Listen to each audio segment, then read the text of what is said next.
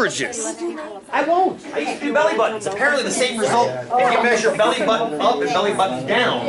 But it got a little too PG, so I stopped doing that. I don't want to show my more rolls in a bakery. You don't have to take your clothes off to do it. Find your belly button and measure from there. But that one the data was way too noisy. You're going to see some cool data show up here. This is kind of fun, actually. We're getting some fun data up here. Yeah, so what's fun about this is as you guys enter your data, the best fit line is changing. Ask yourself why I've got a line up there and not a quadratic. Ask yourself why I'm trying to fit this to a line and not a parabola. Why would I use a line and not a parabola? Are we entering everyone's? Yeah, each person gets a line. Yeah, each person gets a little section on the row there. Yeah, for sure.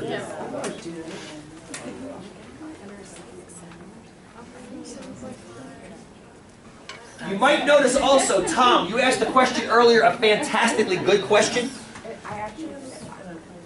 about the 2011 what you might not notice this up here, but every time somebody enters data, Tony entered her data right then. Watch this cell right here.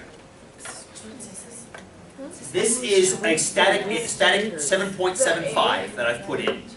Tony, you're over there, right? Could you go up to cell E4? See where it says 7.7 and change that to. Courtney said 11, is that what we said, Courtney? Yeah. For me, 11 if you would, and press enter. What this guy right here is predicting is what should B be if A is 11. Although that cannot be right, the math is obviously off on that one. Okay, I've got it backwards, so it's measured B. Oh, you got it backwards. Yeah. A. Measured B. Measured B predicted. So what it's doing is it's predicting what A should be if B is whatever it is. So those can be gotten once you have your model. Once you actually have your model. So you have 11 here. That's supposed to multiply by, exactly.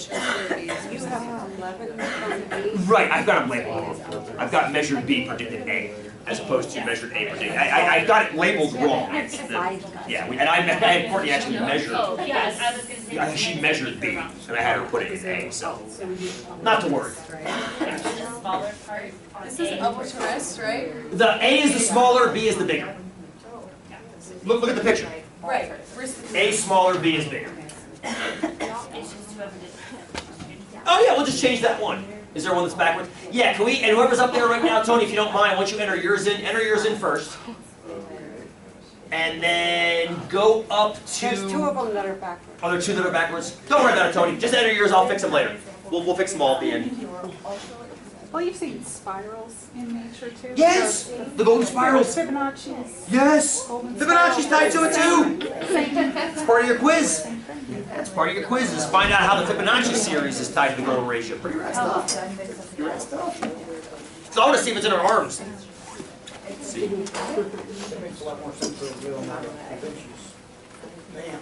Yeah, when he actually has the square sticking out. Yeah, what's interesting about that is he's got equality and also inequality in that picture, which is really, really cool. Yeah, on that quiz I threw up, the Parthenon is a pretty famous one, the Mona Lisa is a pretty famous one, but also your picture. The little screen on your TI is, interestingly enough, the measurements of that screen are like 90 by 60, which are very close. No, it's 92 by 64 or 94 by 62, which is very close to the golden ratio as well, if you divide those numbers. They have colored lines for each different one. Oh, it's cool. It's cool stuff. It is. It's fun. It's fun. There are fun little relationships. My mom showed me one like 3 years ago. I never knew. She said if you want to try a pair of pants on without trying a pair of pants on, take the pants, put it on your neck. Like, what the hell? And she's like, apparently your neck is half the diameter of your waist, on average. On average. This is so interesting. So if you're trying pants on without trying pants on, grab the pants around your neck. If you can close them at your neck, apparently they'll fit around your waist. And it was interesting because I'm like 16 and a half around and 32. And I'm like, well, I'll be damned. That's about half. So try that sometime. Try it right now if you want. You got a tape measure. Just give it a whirl. So that again, that's what Jonathan does. I never did that trick before. Tony's tried it out. Excellent. I never did that trick before. It's very, very slick. Okay, I have a couple things to fix, real quick. It's fixed already, I think. Oh, we fixed it. We're gold. Okay, we're gold. We're gold. Let me take a look what I did here. A1. What is A1? This is all screwed up. Don't even worry about this. Okay, so what we've got here is our data, let me pop this up here. There we go. Here's our data. Here are our ratios. Now, if I take away the best fit line, and you just look at the data, oops, take away the best fit, there we go. What do you notice about the data? Does anything jump out at you like, oh my God, yeah, it looks like a straight line? Be honest. Be honest.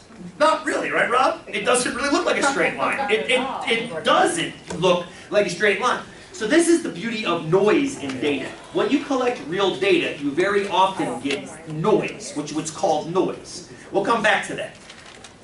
What I kind of notice about it is I look at, and this is getting statistical, past Math 105, so to speak. I didn't start that up again, did I? Oh, I did. We're good. We're still running. So what you look at is, I look at the fact that we have a fairly small sample set overall. Fairly small. And we have some replicates. 710, 710, 7, 9.5, 7, 9.5.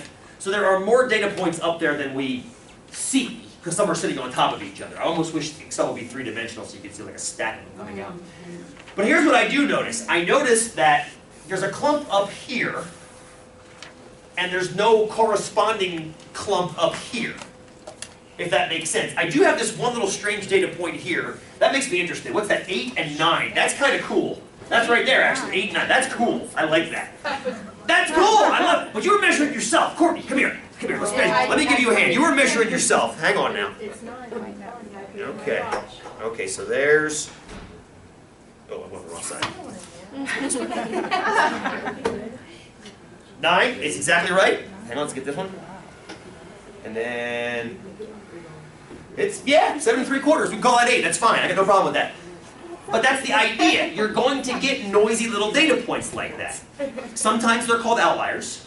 And statistically, you can go, okay, that's an unusual data point. I said on average, your neck is half your waist. So if you ignore the outlier, I'm going to leave it in the data calculation, you see there's a slight trend upward. Slight. It's not trending downward. So there seems to be a weak association between the size of A and the size of B. It's weak, but there seems to be that association. Now the question is, okay, suppose there is an association. What model should we put in there? We've learned 2 models so far, yes? We've learned linear, we've learned quadratic. Which one makes the most sense? And why, in your opinion? Why linear? I agree. I wouldn't go with a quadratic model. Amber? It's not like a constant increase or decrease in... Assuming I love what you just said. Assume it were quadratic. Assume it was a quadratic model. What would that mean? The bigger A gets, what happens to B? More sporadic. B gets even larger, exponentially larger. So for example, if your A measurement is 7, your B measurement is going to be something over here. But if your A measurement is 9, your B measurement is not going to be linearly bigger, it's going to be quadratically bigger. Which means the longer this gets, this doesn't get big in a predictable linear ratio, it gets bigger in a quadratic ratio. So it might go 2, 3, 3, not 4, but 3, 5, 4, 8, 5, 13. People generally aren't shaped like that. If you think about it, when we look for these patterns, we're looking for a golden ratio, a multiplier, a constant multiplier, a multiplier by a constant value. So it doesn't make sense to look for something squared. It makes sense to look for something linear. Tom, go ahead. You kept saying those 2 terms backwards, I think, didn't you? We're not looking for... We're looking for linear, not quadratic, right? We're not looking for quadratic. That's why I'm trying to disprove the quadratic model. So let's go for a linear model. That's what I'm saying. Let's go for a linear. I was trying to rephrase what Amber said by disproving that we should use a quadratic. I don't think we want to. Otherwise, the bigger people get, their forearms are going to get humongous, disproportionate. You're going to have a hand that's 8 inches long and a forearm that's 3.5 yards long. It doesn't make a whole lot of sense. So, let's fit a linear model to this data.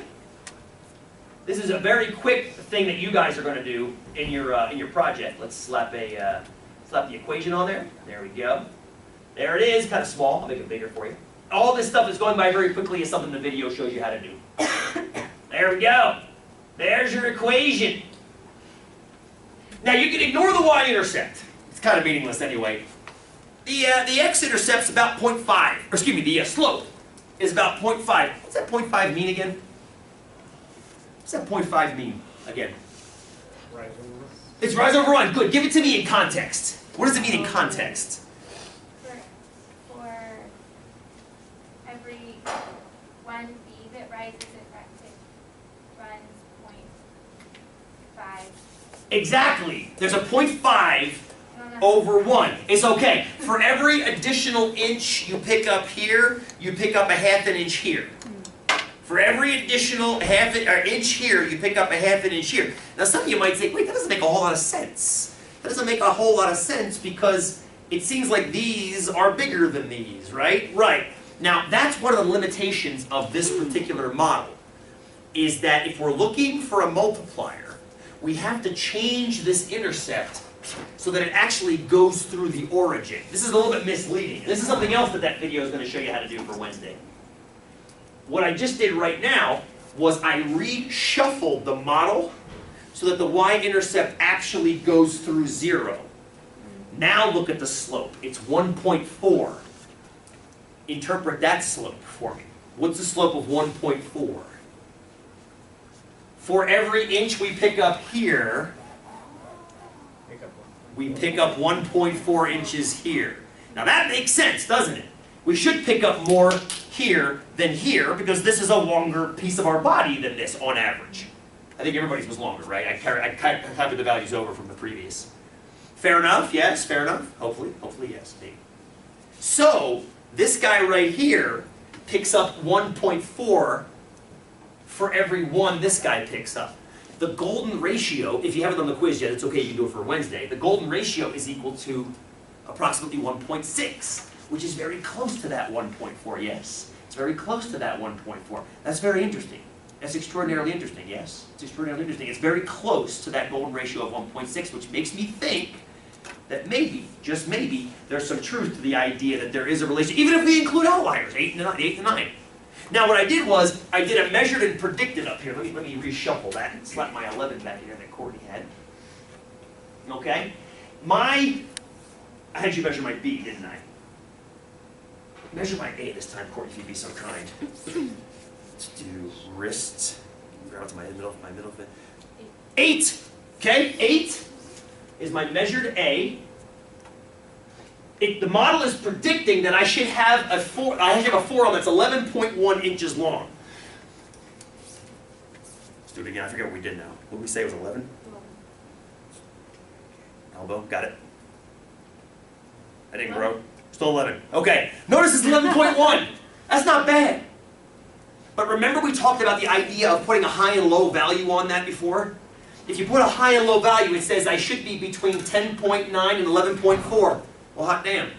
I am. So the model actually fits me. I'm not in that data, am I? I'm an extraneous point. So the model actually caught me. Pretty slick. Pretty slick, huh? Make sense? So part of the deal, and this is what you'll do on your exam for Wednesday if you haven't already started, is deciding which model makes the most sense. Deciding which model makes the most sense, and deciding why you should go with one over the other. In this case, I think we can roll out quadratics, because quadratics don't describe what's happening. As our hands are getting bigger, our arms are getting predictably bigger, at least according to this data. So they're not getting predictably bigger off the charts, as a quadratic would predict. Questions you have for me right now, if you have any questions for me right now. Because I got more data I want to collect, for sure. But I want to make sure that this makes a little bit of sense before we move on. And this is a picture that you'll see in your quiz. Should you choose to do the quiz for Wednesday? You might not even want to do the quiz for Wednesday. What is it exactly, does that little symbol, Oh, this little guy, he's called phi. It's a Greek symbol. well, Phi, P-H-I. and then the other one, I don't remember, I know we learned it from some other class, but that 0 with a line through it, that's on the quiz? What's that? That's the upper or lowercase version. Yeah, this is one, either the uppercase or lowercase. That's also phi. Greek letters like English have upper and lowercase. I probably gave you the uppercase version of it versus the lowercase version. They're both the same Greek letter. No, this thing, It's phi. that, It's just the that, upper or oh, that's a lowercase. picture of that? Upper or lowercase. One's Oh, one, one's the okay. other. I forget which one's which because they don't speak Greek anymore. All right. Yeah. It's the same thing, same exact number, same exact number. Katie, Oh, I think you answered it. The fee, Yeah. lowercase and uppercase, because I see. and they both look of them. slightly different. Okay, but it means the same thing. Same exact thing. It's that number. It's this number, this ratio right here. Yep. So what are you saying though, the uppercase, lowercase equals, that doesn't make sense to me. What do you mean doesn't make sense? Why is uppercase, lowercase It's the equal same. that? It's the same character. Phi. It's just. It's a constant. It's a- Fee equals that? yeah, that's what mathematicians have for some reason called it phi. I don't know how that's gotten handed down to us. Kind of like pi. Pi or e, as I mentioned in the quiz, there's pi and there's also e. Depends on what you can put, uppercase pi, lowercase pi. It's all the same mathematical constant. We just don't even know that, do we? Well, no, I'm mentioning because that's what it's called in. If you Okay. actually see it out, if you look at Leonardo da Vinci's work and they mention phi, you'll know what they're talking about. They're talking about the golden ratio. The golden Oh. ratio is an Anglicanized phrase that has been associated with it. They're talking, okay. I Yep, got that's it all. now. Okay, Yep. thank you. It's like calling you, writing your name Kelly with a small K versus a big K. Still saying Kelly. Okay. Exactly the same thing. Yeah. Cool? Yeah. thank you. Good. Other questions. Good one. Other questions. Now, the big idea is once you have the data, put the line through the data using technology is, like I said, a foregone conclusion. The question is, can we put other models through it? Well, of course we can. Of course we can. Watch this. I can take this one out, go back to my layout, let's put a parabolic one on there. There's a parabolic one. That's the best fit parabola for our data. Does it make any sense? Probably not. Because look at how it's curving. It's actually curving down. Which means eventually, if you go out far enough and your hand gets big enough, your forearm's actually going to get smaller. Does that make any sense? No, that doesn't make sense. What you want to do is you want to think, okay, I know I can fit parabolas, I know I can fit lines. Which one makes the most sense? When you think about it, as somebody's hand gets bigger, chances are everything on their body is getting bigger. So a linear model makes perfect sense in that respect. And it's getting bigger somewhat predictably. But what if you don't have that kind of foregone conclusion? Well, here's what we're going to do next. Grab a penny. You can each take one of these. I think we have enough for everybody. Grab a penny as you hand those around. And then you can